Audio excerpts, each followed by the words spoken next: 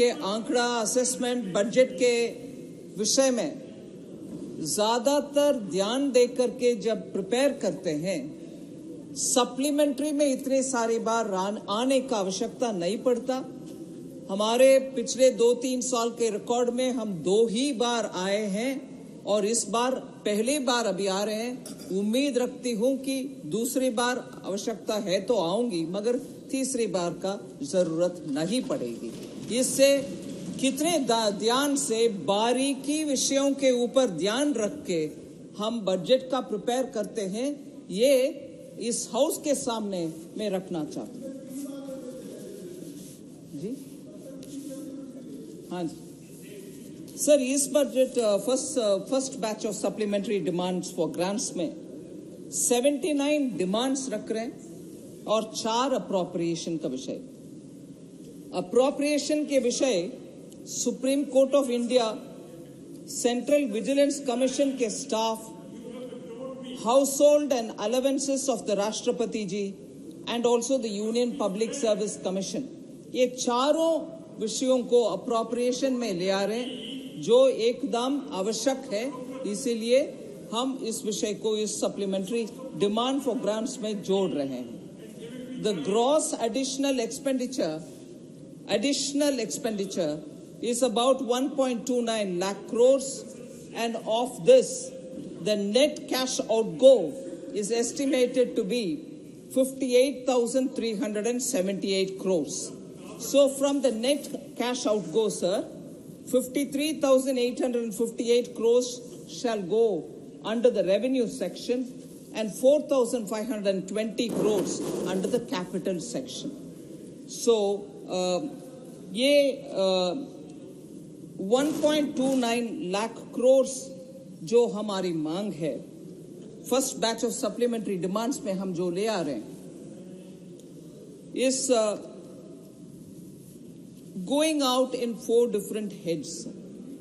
पहला 58,378 crore additional cash outgo है, 70,968.15 crore is technical supplementary, and this is matched by the surrender of savings in different sections with the demand or enhanced receipts, recoveries and so on, and about 2.49 crores token supplementary to enable reappropriation of funds towards items of greater priority.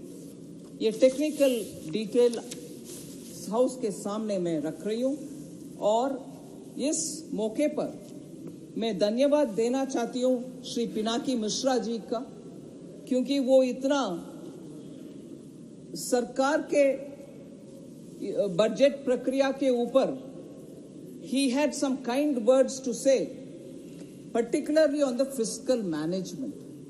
मैं सभी सांसद गण को ये विषय सामने रखना चाहती हूं कि फिस्कल मैटर्स में guidance of former chief minister of Gujarat और current prime minister Shri Narendra Modi is based out of his experience of managing budgets in his then state Gujarat and now for the country.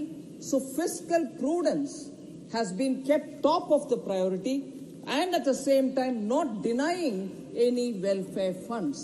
So the गरीब को देखभाल करते हुए fiscal prudence को, और जहां फुसूल में खर्च होता है और वैसे पैसा बैठकर रहता है, ग्राउंड में नहीं चलती है, वो सबको ठीक ठाक संभालने के कारण आज हमारे इकोनॉमी इतना मैक्रो इकोनॉमिक फंडामेंटल्स में सही रास्ते पर चल रही है। इसी के कारण हम सबसे ज्यादा तेज रफ्तार में ग्रो करने वाले एक इकोनॉमी है। 7.6% का Q2 का हमारी ग्रोथ सबसे दुनिया में सबसे हाईएस्ट है। सर, ब्रीफ समरी के नाते मैं बोलना चाहती हूँ, इस सप्लीमेंट्री डिमांड्स में जो पैसा हम लेते हैं वो किस कारण ले रहे हैं, आपके अनुमति से क्यों ले रहे हैं, किस हेड पर जाना आवश्यक होगा इस पैसा का। सर, हमारे आदिर रंजन जी बात बोले न्यूट्रिएंट सप्लीमेंट के ऊपर, उसके ऊपर इस सरकार पूरे ध्यान दे रहे हैं आदिर जी। इसीलिए इस बजट में 16,000 ठीक है 16,300 crores का हम अभी न्यूट्रिएंट बेस्ड फर्टिलाइजर्स का सब्सिडी के लिए पैसा ले रहे हैं. This is being funded through cash supplementary and savings from the demand. Sir, capital infusion में पिछले 4 साल से हर बजट के डिस्कशन में बीएसएनएल के ऊपर सभी माननीय सांसदगण का ध्यान जाती है कि हमारे बीएसएनएल को क्या हो रही है, आप उसके लिए कुछ कर रही है, नहीं कर रही है. और विपक्ष के आरोप तक है कि बीएसएनएल को आप सेल करने के लिए इरादा रख रही हो.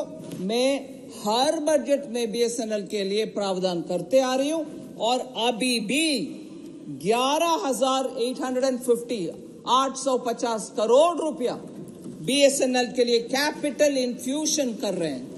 बीएसएनएल को ध्यान रखने वाले मोदी जी की सरकार है और पिछले सरकार बीएसएनएल के लिए क्या नहीं करना था और क्या नहीं किया उसके बारे में हर बजट स्पीच में हमने जिक्र भी किया कि बीएसएनएल के बुरी हालात का प्राइमरी कारण 10 साल था यूपीए के सरकार में, जहां उसको दरकिनारे करके बीएसएनएल का प्रोग्रेस के लिए कुछ भी नहीं किया.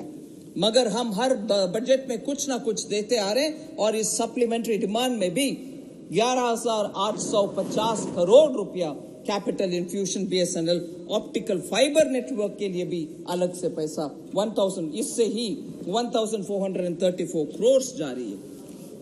ऑप्टिकल फाइबर केबल के लिए 1434 करोड़ और जो वायदा गरीब लोगों के लिए हमने पीएम गरीब कल्याण अन्न योजना के तहत अगले 5 साल तक ये मुफ्त अनाज रेशन में दे रहे हैं, उसके लिए 5,500 करोड़ रुपया इसके द्वारा ये सप्लीमेंट्री डिमांड्स के द्वारा हम दे रहे हैं. फिर ये उज्ज्वला योजना का number of house holds increase करने के लिए जो प्रॉमिस था, जो वायदा माननीय प्रधानमंत्री जी ने दिया, उसके लिए 8,500 करोड़ दे रहे हैं, जिससे एलपीजी कनेक्शन गरीब के हाउस होल्ड तक जाए और पूरा सैचुरेशन हो जाए, जिससे एक भी गरीब ऐसे गरीब ना होना चाहिए जिनके लिए वो एलपीजी उज्ज्वला मिलना चाहिए उनको नहीं मिला, ऐसे आरोप नहीं होगा. सभी लोगों को जो उज्ज्वला बेनिफिशियरी होने का उनका है क्षमता, उनके पास सिलेंडर पहुंच जाएगा. फिर से बार बार मनरेगा के ऊपर भी आरोप लगाते हैं कि हम इतना पैसा नहीं देते मनरेगा के लिए. आदिर जी बार बार भी उठाया इस मामले को. मैं उन्हीं के स्कीम है और बोलते हैं कि हमें क्रेडिट नहीं देते हैं. मैं क्रेडिट देना चाहती हूं उनको, मगर वो बोलते हैं उनके स्कीम के primary focus demand based scheme है. वो डिमांड जब उठेगा तब उनके लिए हम पैसा देंगे. 60,000 करोड़ बजट एस्टिमेट के समय हमने दिया और अभी डिमांड आने के कारण 20,000 अभी भी दे रहे हैं, 20,000 करोड़.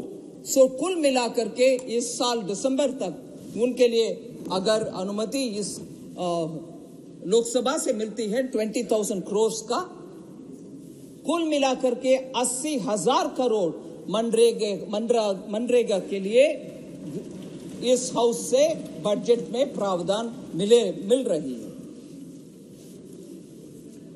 और कोविड के समय में भी माननीय सांसदगण को याद होगा कि उस समय जब जरूरत पड़ा 1 लाख के ऊपर ही मनरेगा के लिए पैसा हमने बजट के द्वारा दिया है.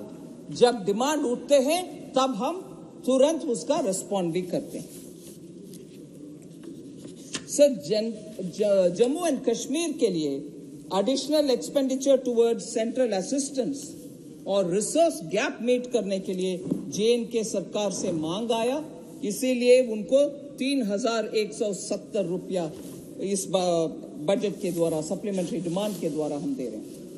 फिर एक और महत्वपूर्ण घोषणा माननीय प्रधानमंत्री जी ने किया, वो पीएम विश्वकर्मा योजना, जिसमें 18 ऐसे ग्रामीण स्तर से हाथों को उपयोग करके जो अच्छा चीज बनाते हैं, लोहार हो, सोनार हो, उन